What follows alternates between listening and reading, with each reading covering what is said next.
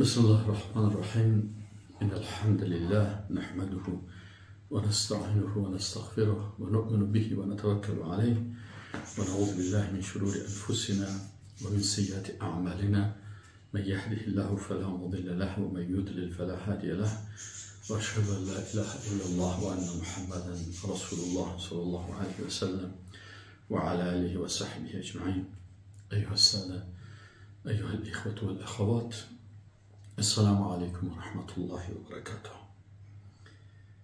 أيها الإخوة، عندما أنا أقرأ كتاب الله، كلام الله سبحانه وتعالى، فأعتقد عقيدة جازمة وأتيقن يقينا كاملا أن هذا الكتاب نزل على محمد صلى الله عليه وسلم، أنزله الله بوحي من السماء بواسطة جبريل عليه السلام على رسول الله صلى الله عليه وسلم.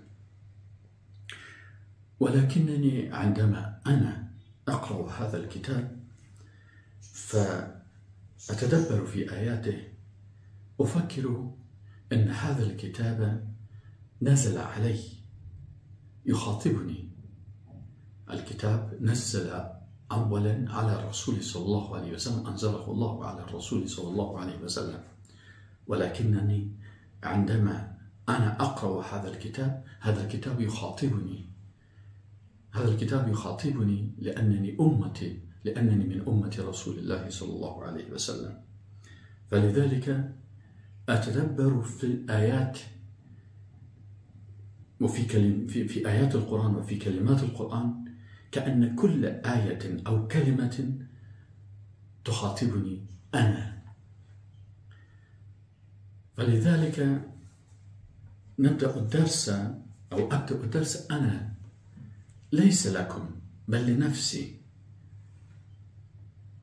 أخذ الدرس لنفسي. ماذا يخاطبني القرآن؟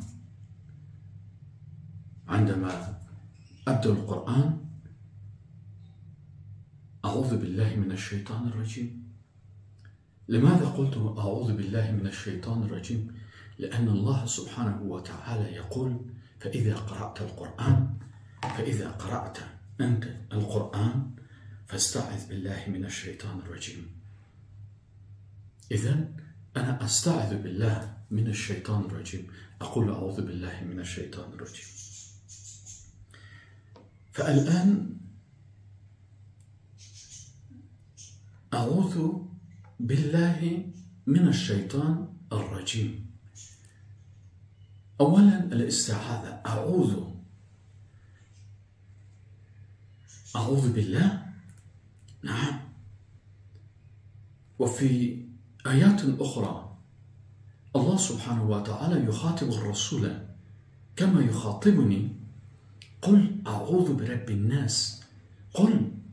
يقول للرسول صلى الله عليه وسلم: أيها الرسول، أيها الحبيب، قل للناس أنا رسول الله، أعوذ برب الناس، أعوذ برب الفلق. سبحان الله. لماذا خاطب الله سبحانه وتعالى الرسول صلى الله عليه وسلم بهذا الخطاب؟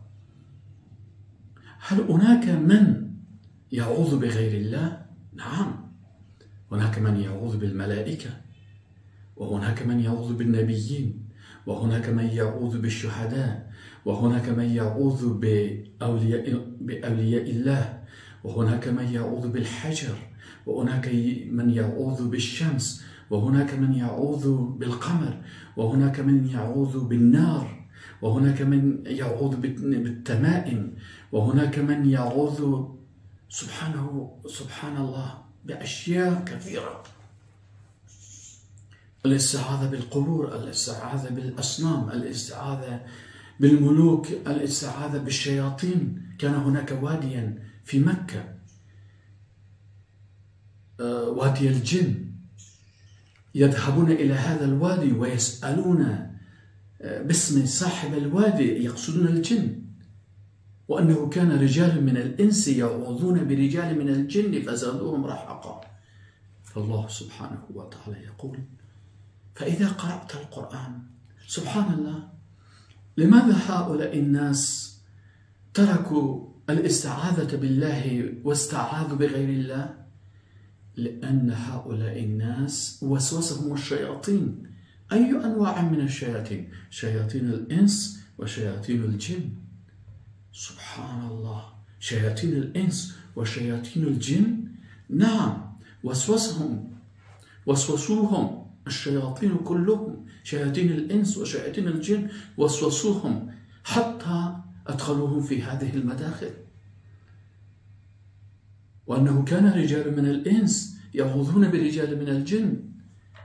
سبحان الله. فالله سبحانه وتعالى يخاطب رسوله صلى الله عليه وسلم: قل أعوذ برب الناس.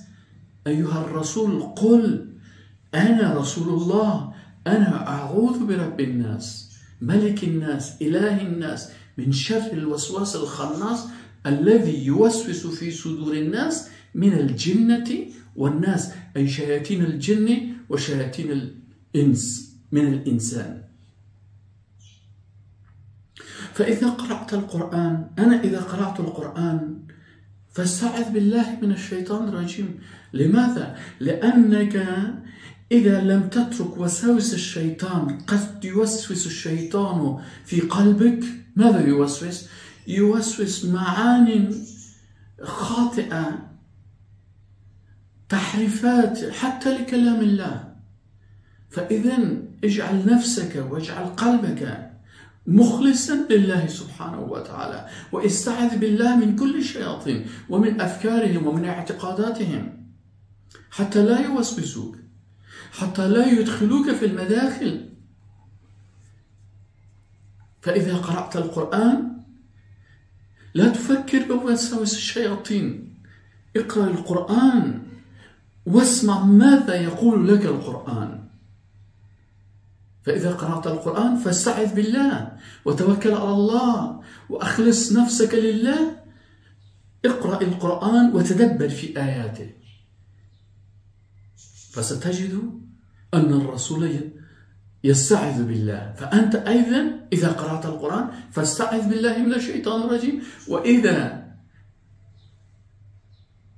ذهبت بعد القرآن إلى حياتك، إلى معاملاتك، فاستعذ بالله من الشيطان الرجيم، من كل شياطين الإنس والجن.